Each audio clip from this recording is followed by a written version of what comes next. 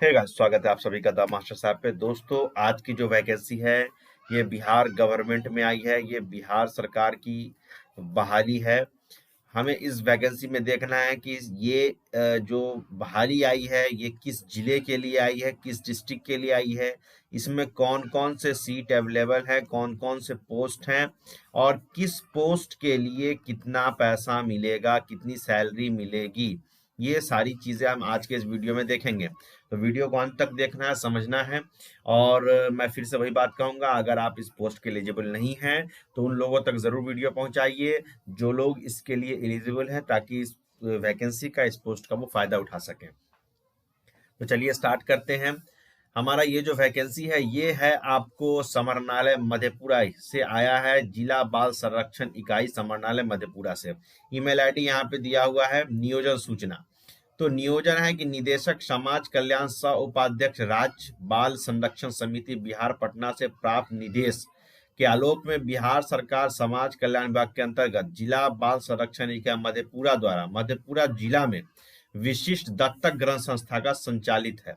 दत्तक ग्रहण एक संस्था है, वो चल रही है पहले से, ठीक है, जिसके लिए अलग अलग पद पे संविदा के आधार पे, ठीक है, यहाँ पे लिख दिया है संविदा के आधार पे नियोजन हेतु पैनल निर्माण के लिए भारतीय नागरिकों से विहित प्रपत्र में आवेदन पत्र आमंत्रित किया जाता है। यानी कि आप कहीं के भी हो, भारत के होने चाहिए, आप इसमें अप्लाई कर सकते हैं। ठीक है, अब इसमें देखिए कौन कौन से पोस्ट है, पहले इस चीज को समझ लीजिए, उसके लिए क्या पैसा रहेगा, कैसे अप्लाई करना। पहला पोस्ट है नर्स का, जो सामान्य कोटा के लिए, पद की संख्या 1 है, सैलरी 9,000 रुपये मिलेगी।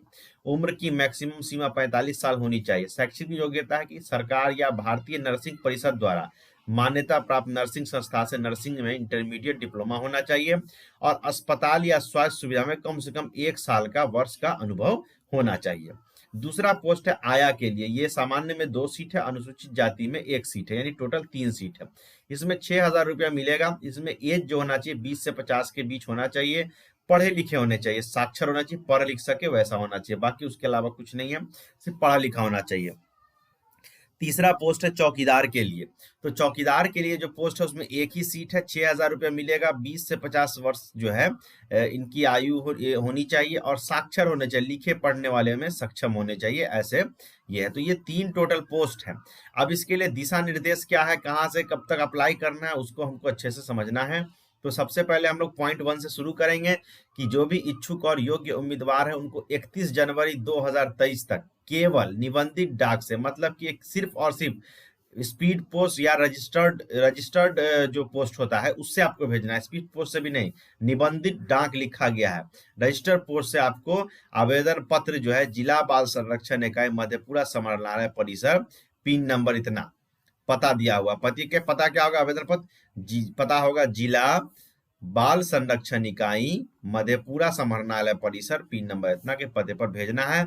आवेदन पत्र दिनांक 31 जनवरी 2023 के शाम 5 बजे तक स्वीकार किया जाएगा, उसके बाद नहीं स्वीकार किया जाएगा। अब आवेदन पत्र मिलेगा कहां से, तो आवेदन का विहित प्रपत्र विज्ञापन प्रकाशन की तिथि से जिला प्रशासन मधेपुरा के वेबसाइट यहाँ पे दिया हुआ madhepura.nic.in पर उपलब्ध रहेगा।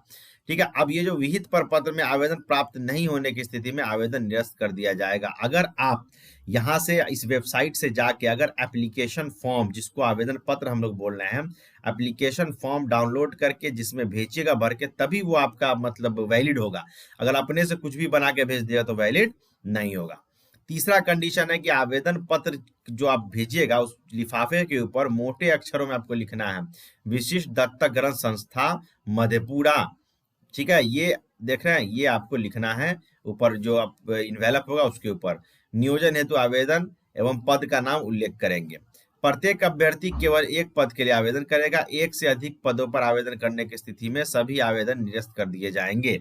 मतलब कि कोई एक आदमी एक ही पोस्ट के लिए अप्लाई कर सकता है, उससे ज्यादा के लिए अप्लाई नहीं कर सकते हैं। चौथा पॉइंट है कि आवेदन पत्र के साथ सभी शैक्षणिक योग्यता प्रमाण पत्र, अंक पत्र, अनुभव प्रमाण पत्र, जाति प्रमाण पत्र एवं आवासीय प्रमाण पत्र की स्व अभिप्रमाणित यानी सेल्फ अटेस्टेड फोटो स्टेट लगाना होगा आपको। किसके साथ, जो एप्लीकेशन फॉर्म आप इस वेबसाइट से डाउनलोड करेंगे उसके साथ। पांचवा कंडीशन है कि पद में के उम्र की गणना सत्यापन हेतु क्रमांक 1 के लिए मैट्रिक का प्रमाण पत्र या अंक पत्र चाहिए। मतलब अगर एज उनको डेट ऑफ बर्थ चेक करना होगा तो वो मैट्रिक के सर्टिफिकेट या मार्कशीट से चेक करेंगे। 2 और 3 तक के लिए जन्म प्रमाण पत्र, पैन कार्ड, आधार कार्ड, ड्राइविंग लाइसेंस की 100% संलग्न करना अनिवार्य होगा। और अगर वो नहीं है तो आपको पैन कार्ड या आधार कार्ड या जन्म प्रमाण पत्र जो बर्थ सर्टिफिकेट होता है या ड्राइविंग लाइसेंस उसको भी आप दे सकते हैं। उसका फोटोस्टेट करा के उस पर सेल्फ अटेस्टेड करके आपको उसको देना होगा। 6 में है कि उपरोक्त पदों पर नियोजन में बिहार राज्य के मूल निवासियों को सरकार द्वारा निर्धारित आरक्षण का लाभ दे होगा। जो बिहार के रहने वाले होंगे उनको आरक्षण मिलेगा, जो बिहार के बाहर के होंगे उनको आरक्षण नहीं मिलेगा। चलिए आगे देखते हैं, आगे क्या बोल रहे हैं ये लोग।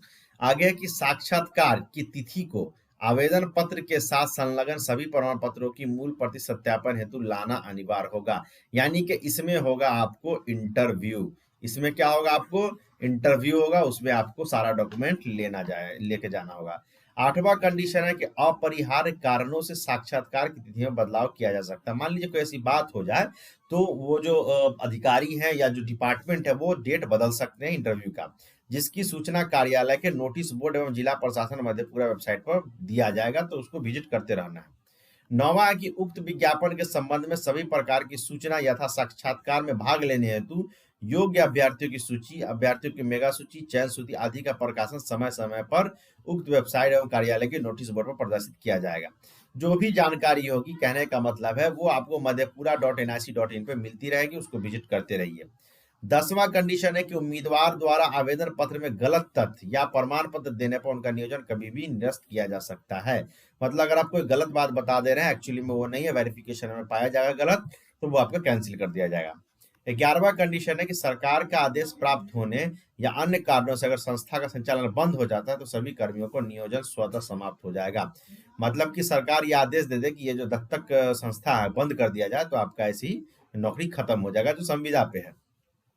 12वां है कि किसी भी न्यायिक विवाद की स्थिति में अथवा अन्य कारणों से विज्ञान निरस्त करने की शक्ति सहायक निदेशक जिला बाल संरक्षक मधेपुरा के पास सुरक्षित रहेगा।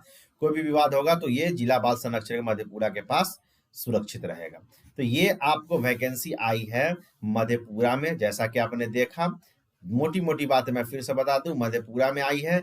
इसमें कोई भी अप्लाई कर सकता है, बिहार के बाहर के भी, और बिहार के होंगे तो उनको रिजर्वेशन मिलेगा, रिजर्वेशन मिलेगा।